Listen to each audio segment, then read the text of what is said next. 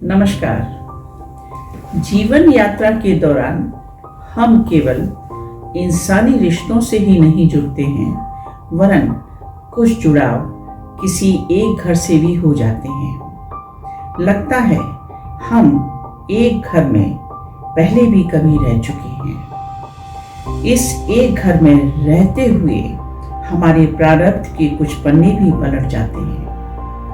ऐसे एक घर की स्मृतियों में से अपना कोई कहीं खो जाता है, जिन्हें हम बार बार ढूंढते हैं उस एक घर की स्मृतियों में जाकर। कुछ ऐसी स्मृतियां किसी एक घर की बहुतों के पास होगी, जिसके दरवाजे खोलने का, कमरों से गुजरकर आंगन में खड़े होने का मन करता होगा।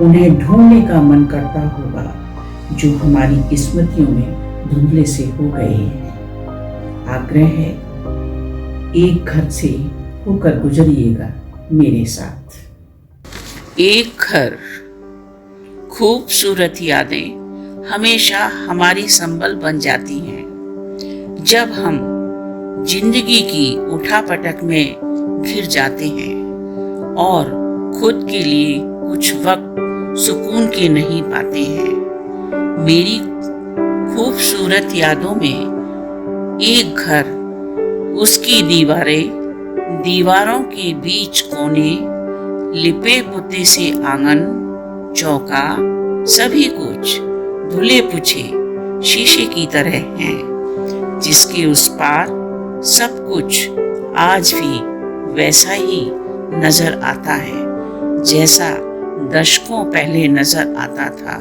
जिसको मैंने भरपूर जिया था। मुझे लगता है खूबसूरत यादें बूढ़ी नहीं होती हैं, वे चिरयौवना होती हैं। उसके सामने से गुजरती पतली सी सड़क ऊबड़ खाबड़, जो नुकीले सफेद कंकड़ों से पटी पड़ी थी।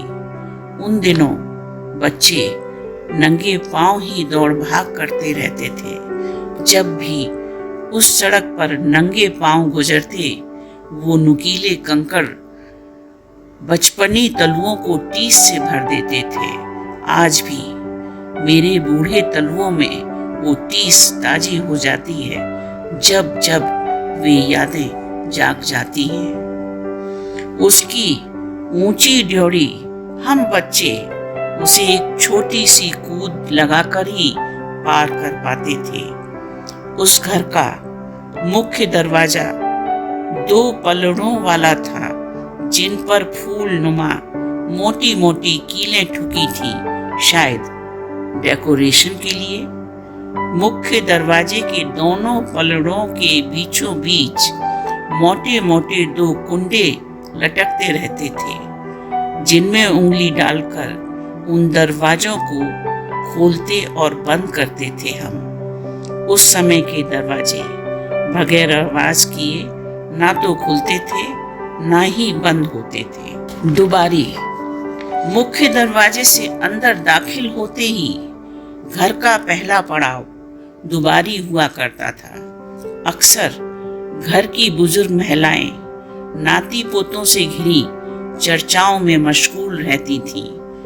नाती पोतों का रोना बिसुरना, उनकी जिदें, दादी नानियों की डांट फटकारें पुचकारें, यह सभी सिलसिले ता दोपहर चलते रहते थे और शाम ढलते ढलते ढलने लगते थे ये सिलसिले। दुबारी के पार आगे बड़ा सा आंगन, आंगन से आगे लिपा पुता चौका, दाएं बाएं 2-4 कोठरियां, दाईं ओर खड़ा सकरा जीना, जीना ना कहकर सीढ़ियां कह लें तो चढ़ना आसान हो जाएगा।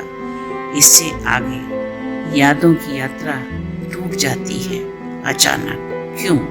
एक एहसास, जहां सब एहसास छाया बन आंखों के सामने से गुजर जाते हैं, आज भी दशकों बाद एक एहसास की छाया उस एक घर के किसी कोने में भी नजर नहीं आती है आज तक, दशकों बाद भी। क्यों? माँ की छाया, माँ उस एक घर की यादों में कहीं ना कहीं से आ ही जाती है, बेशक निकलती नहीं है माँ की छाया में से, मगर वो है एहसासों में।